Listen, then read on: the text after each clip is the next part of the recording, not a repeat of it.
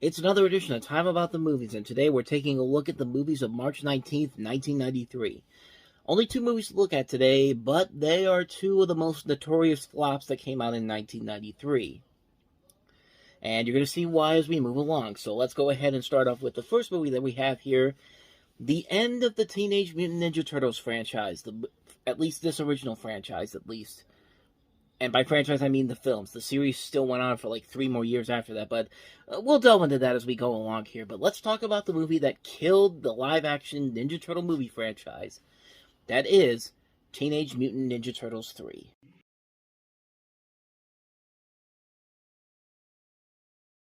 Okay, so I'm not gonna lie. In the trailer, the costumes don't look too bad. They really do not look bad. They're not the same as the ones from the first two movies. Jim Henson's Creature Shop didn't work on this one, so they had to go to another company. But at least in this trailer and in the movie, the costumes don't look as bad as some of the stuff that came after the movie came out. I'm talking about the VHS cover. I'm talking about the DVD covers, like the ones that you see all over the place, like the ones that they put. Let me show you what I mean. Yeah, that doesn't look too good. And it looks better in the movie, at least in the trailer, at least. But that's still pretty bad. But don't worry, it gets worse than that. Like, what the hell is that thing supposed to be? Like, oh my god, that looks horrible. That just looks horrible. And the sad part is, this is one of those big face DVD covers they do now, and unfortunately, they use every single one of the live action movies uses something like that in there. Oh, and Turtles in Time.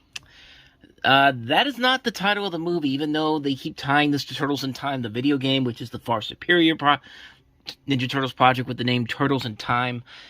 But, yeah, I don't know why everyone keeps calling it Turtles in Time, because it has nothing to do with the far superior video game. I guess because they go back in time, they said that one. They just said, fuck it, put Turtles in Time on there, but this movie has nothing to do with that video game. Yeah, you see what I mean? They used the old Ninja Turtles 3 designs on the original Ninja Turtles movie. That is not from the original Ninja Turtles movie. That is from the 93 movie. They don't use the ones made by the Jim Henson Creature Shop. Let me show you, for example. That's Leonardo from Ninja Turtles 3. That's Leonardo from Ninja Turtles 1. Ninja Turtles 3. Ninja Turtles 1. And now here's Ninja Turtles 2. That's Ninja Turtles 3 Donatello. That's Ninja Turtles 2 Donatello. Ninja Turtles 3. Ninja Turtles 2. You can obviously tell the difference. But only if only the costumes were the worst part about this movie. Sadly, they're not as bad as what the rest of the movie is, because the rest of the movie is just, it feels like a movie that they were clearly tired of making these movies. Like, you could just tell by this point, they were just running on fumes at this point, and they said, let's write the worst possible script with some of the worst bit of comedy and worst bit of writing that we could possibly do to make people not want to go see these movies anymore. And you heard it in the trailer there, lines like, you were expecting maybe the Addams Family and the Wayne's World swing, and like there's other topical jokes like that which are just terribly written material, and it's just it's just unfunny on so many levels. Like, the film itself could have also had some good ideas to it. I mean, the idea of having the turtles going back in time is a pretty fun idea, and sending them back to ancient Japan could be a great idea, but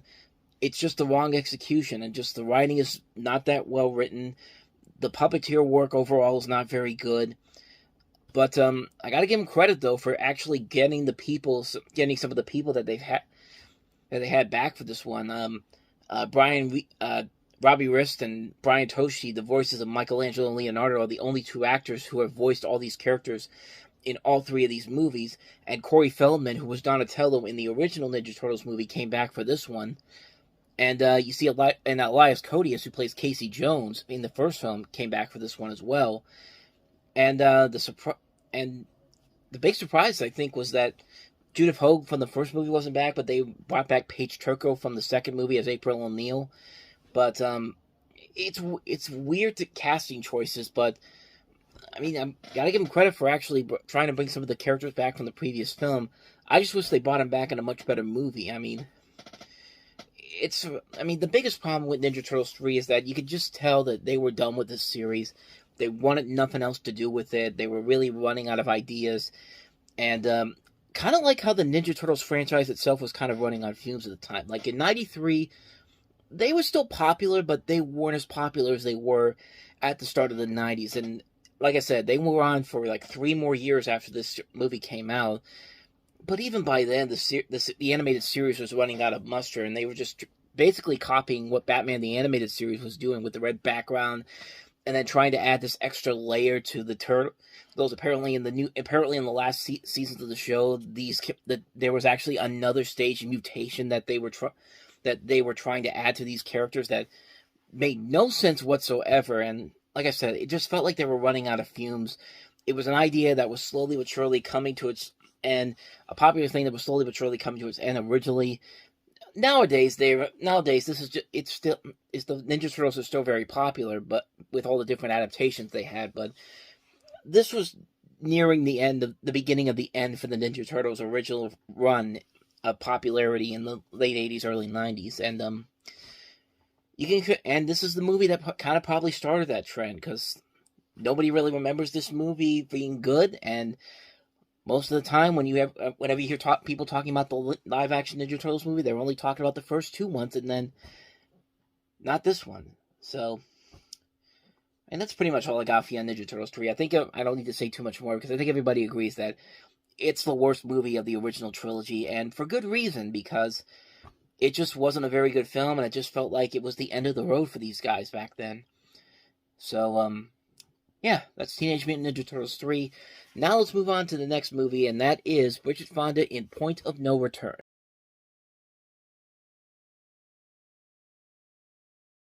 So this is the remake of La Femme Nikita, the movie made by Luc Besson. The studio that had the distribution rights for La Femme Nikita, Gaumont, actually sold the remake rights to Warner Brothers. Luc Besson was actually going to write the script for this and he wrote the first draft of it, but they couldn't come to a deal with directing the film, so they basically got somebody else, and that somebody else was John Badham, who had just done films like The Hard Way and also Bird on a Wire, and Stakeout, Short Circuit, War Games. He's a prolific director that we've talked about before on the show. And there were some other actors that they were going to look at. Winona Ryder, Madonna, Demi Moore, Julia Lewis, Robin Wright, Julia Roberts. They were actually trying to get Babette Schroeder to potentially direct this movie.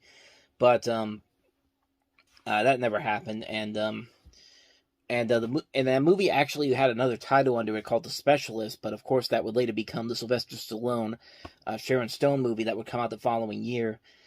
And you could pretty much tell that this movie really does not have the same charm and the same magnetism that the original Nikita had. Like, Bridget Fonda is no Anne Perrault.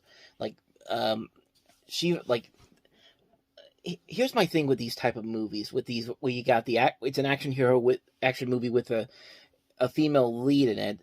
Most of the time, female actresses can't really handle this type of an action movie. Like, there are very few movies that I've seen, especially as of late, where you take a top leading actress and you put her in something that's something kind of outside of her role, her normal routine. Like, there's been a couple of examples of people who have been able to do that. Stuff like people like Charlize Theron, who's done great action work, Mad Max Fury Road, Atomic Blonde. I'm trying to think of who else. Ava Green, who did 300, Rise of an Empire, Sin City 2, was in Casino Royale, and I know there are other ones, but I always think back to some of the bad ones. Like, Salma Hayek is somebody that I really think they were trying to make an action heroine at some point, and that didn't work out too well. Even Scarlett Johansson has had some really bad action movies. Ghost in the Shell, the worst movie I've ever seen, Lucy, is a perfect example. I hate that movie so much. Recently, Blake Lively is somebody they were trying to turn into an action star, and they had The Rhythm Section, which was not a very good movie. So, at least to me, there's only a few select actresses who can really make this material work as and prove to be a really good action heroine. I mean, I'm not expecting anyone to be just. I'm not expecting somebody to be incredible all the time. I just want somebody to be a genuine action heroine. And I don't know. I don't think Bridget Fonda was right for this role. I think the main problem with this movie is that they have a lot of stars in here, and I think that's one of the biggest problems with the movie is that I think they went more for the star power than the actual decent script, because you have not only Bridget Fonda, you have Gabriel Byrne, Dermot Mulroney, Anne Bancroft, Harvey Keitel, Miguel Ferrer, Olivia D'Abo, Michael Rappaport, um, Lorraine Toussaint, just these notable names in here, and there's nothing really all that exciting about this movie at all. It's a been there, done that type of movie. We've seen movies like this that have been done over and over again, and Bridget Fonda just can't make this work. I love Bridget Fonda. I think she's a great actress, but this movie just wasn't making it work for her. And I mean, there's just nothing exciting about this movie at all. I was really bored the first time I saw this movie. And there was just nothing that was really making me really appreciate this movie, but yeah, it just didn't work for me. It's a movie that's just kind of like, it really didn't have the right material, the right things that it needed to do to be as good as the original La Femme Nikita, especially since we've gotten two better versions of that story since then, with the USA series they did in the 90s with Peter Wilson, and then more recently the CW series with Maggie Q, which I think is the best of the three remakes they've done. If you haven't seen Nikita, definitely check that show out. It's pretty good. It was one of the few great shows that I was watching on the CW as it was on the air. And but other than this, though, you're pretty much better off skipping this movie. Just watch the two Nikita TV series and avoid this remake because it's not very good. So that's pretty much all I got to say on Point of No Return. So on that note, we wrap up another edition of Time About the Movies. Next time we meet, we've got 5 more movies, and we've got Melanie Griffith, John Goodman, and Don Johnson in the comedy Born Yesterday. We also have Marley Matlin in the thriller Hear No Evil. We also have Married to It, The Opposite Sex and How to Live with Them, and 50-50. So 5 movies to look at next time around, and we will look at those movies on the next one. So until then, though, thank you very much for watching, and if you want to see more videos like this, please hit the playlist on the next page, check out the previous episode, and I'll see you guys tomorrow for another episode. So thank you for watching, I'll see you next time, and until then, as always, take care.